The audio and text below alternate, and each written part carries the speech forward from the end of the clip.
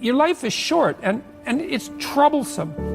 And perhaps you need to do something worthwhile with it. And if so, then you should do the most worthwhile thing. And you should figure out what that is for you. And part of that's definitely going to be to develop your character. To what end should you devote your life? And another question might be, well, does it matter? Matter is an interesting word, because matter is matter. But matter is also what matters. And I would say that what matters is more real than matter. At least that's how you act. And then the question is, well, is there something you should be aiming at? It's a good question. That's the question of the meaning of life. Rule 1 is stand up straight with your shoulders back. And rule 2 is treat yourself like you're someone responsible for helping. And number 3, which is very tightly associated with number 2, they're sort of variations on a theme, is make friends with those people who want the best for you. By the way, these last 2 rules aren't injunctions designed to make your life easier. They're actually injunctions designed to make your life more difficult. Kierkegaard said at one point that his role in life, given that everything was proceeding to become easier and easier in all possible ways, that there would come a time when people would cry out for difficulty. And so that's partly how he envisioned his role in the world, interestingly enough, as a universal benefactor of mankind who would strive to do nothing other than to make life more difficult for everyone. And so rule 2 and 3 are like that, because treat yourself as if you're someone responsible for helping isn't the same as be nice to yourself. It's not that. And to associate with people who want the best for you means that they get to demand the best from you. And that's also not an easy thing. Rule 4 is compare yourself to who you were yesterday and not to who someone else is today. And that's an injunction about envy. You need things that are above you because you need to do something worthwhile with your life. You need something to aim at. One of the consequences of that is that you can become envious of people that you believe have attained more in a deserved or undeserved manner. That can make you bitter, and so it's much better to compare yourself to yourself and to use yourself as the target for improvement and comparison. Rule 5 is don't let your children do anything that makes you dislike them. And the rule of thumb there is if you dislike them, then other people will. And it's a bad idea to allow your children to act in a way that makes other children dislike them or adults dislike them, given that they're going to have to deal with children and they're going to have to deal with adults. So your primary responsibility as a parent is to help your child learn how to behave so that the social world opens up its arms to them and welcomes them at every level. And you've done your job if you can manage that, and it's not a simple thing to do. Rule 6 is put your house in perfect order before you criticize the world. And that's not take no action for others until you have your act together. That isn't what the rule means. It means that bind your ambition with humility and work on what's right in front of you that you will suffer for if you get wrong before you engage in the large-scale transformation of other people. Rule 7 is do what is meaningful and not what is expedient. And I would say in some sense that's the core ethos of the book.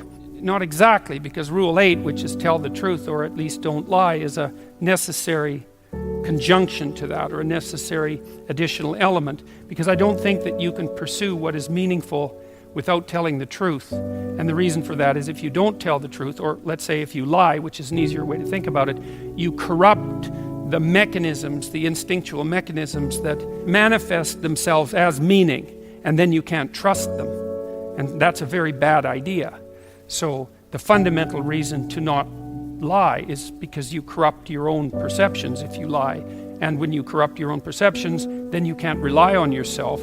And if you can't rely on yourself, then, well, good luck to you. Because what are you going to rely on in the absence of your own judgment?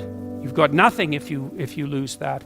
Rule 8 is, as I said, tell the truth or at least don't lie. Rule 9, assume that the person that you're listening to knows something you don't. And that's not so much a mark of respect for the person, although it is that.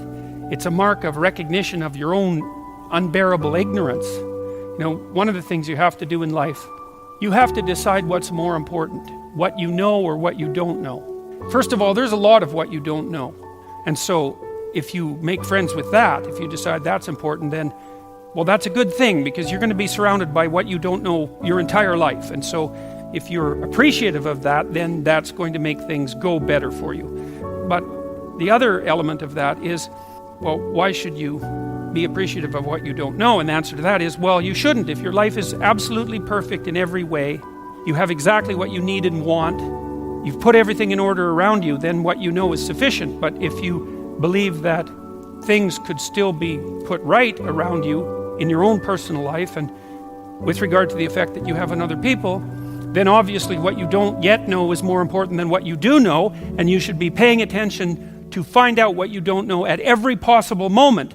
And if you're fortunate, when you have a conversation with someone and you're actually interested in what they say, then even if they're not very good at communicating, even if they're awkward, or even if they display a certain amount of enmity towards you, there's always the possibility that they might tell you something you don't know, in which case you can walk away from the conversation less ignorant and corrupt than you were when you started the conversation. And if your life isn't everything that you would like it to be, then being slightly less ignorant and corrupt is probably a good thing. And so Rule 10 is be precise in your speech.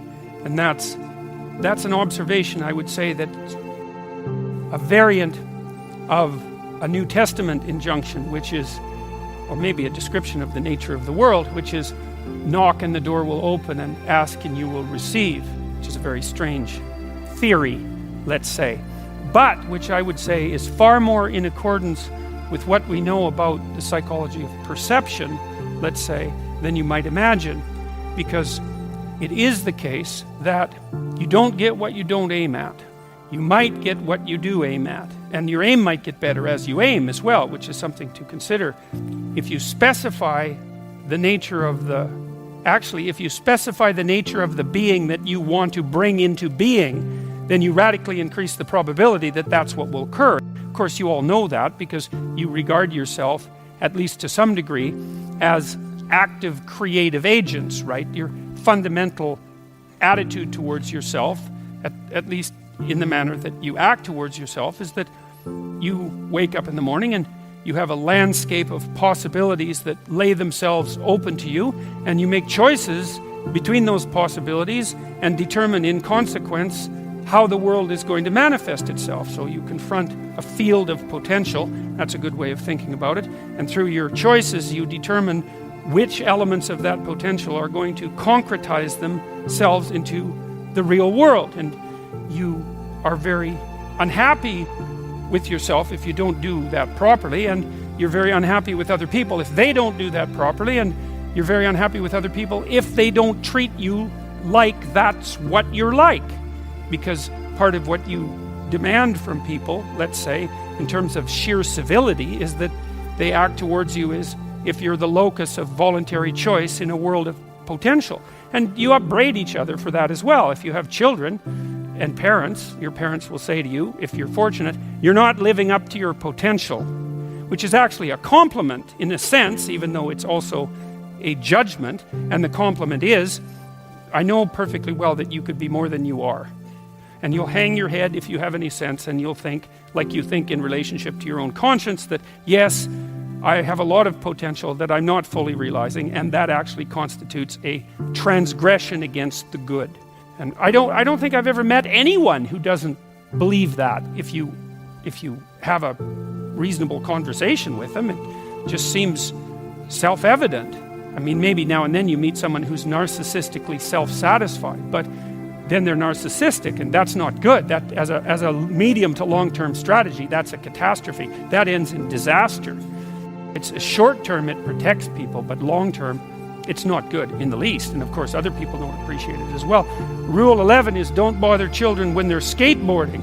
And that's actually a discussion of courage, of encouragement, more specifically, because I've been trying to understand, for example, what role parents play in the lives of their children. And I would say this is a role that is of fundamental importance, as well as attempting to guide your children so that they act in a socially desirable manner so that the world opens itself up to them.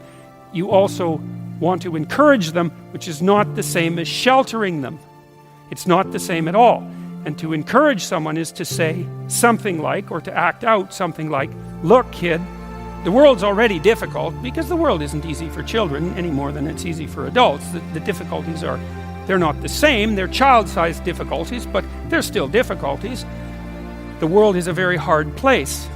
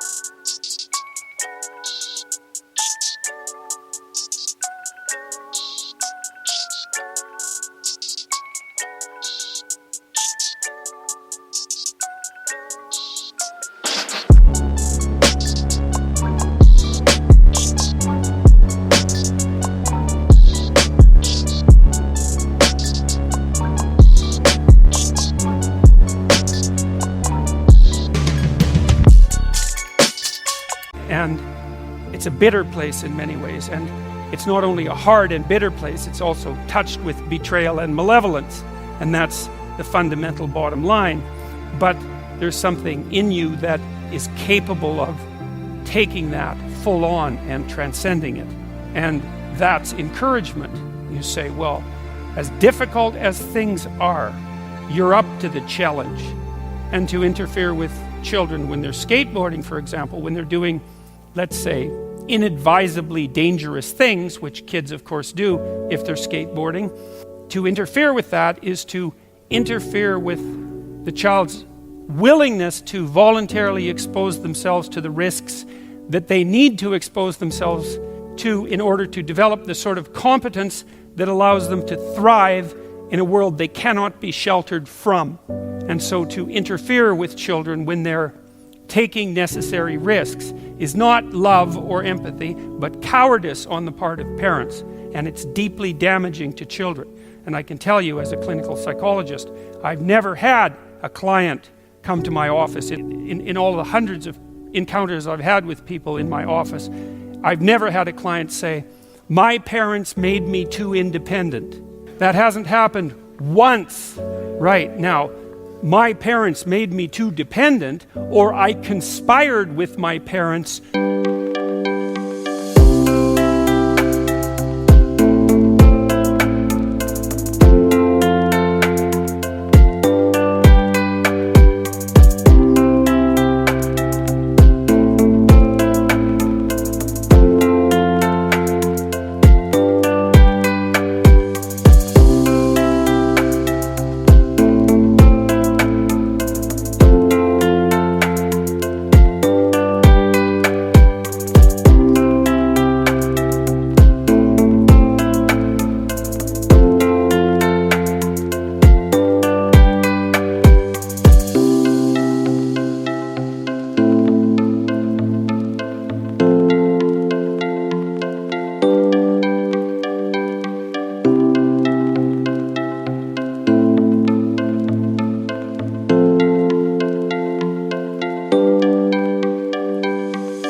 To perpetuate my dependence, that happened all the time. So there's a rule of thumb, which I think is a good one, which I believe is often applied in nursing homes by people who work in nursing homes, which is of course a very difficult job. And the rule is, do not do anything for anyone they can do for themselves.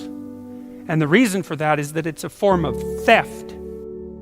First of all, if you do something for someone and it facilitates their movement forward, then they moved forward because you helped them.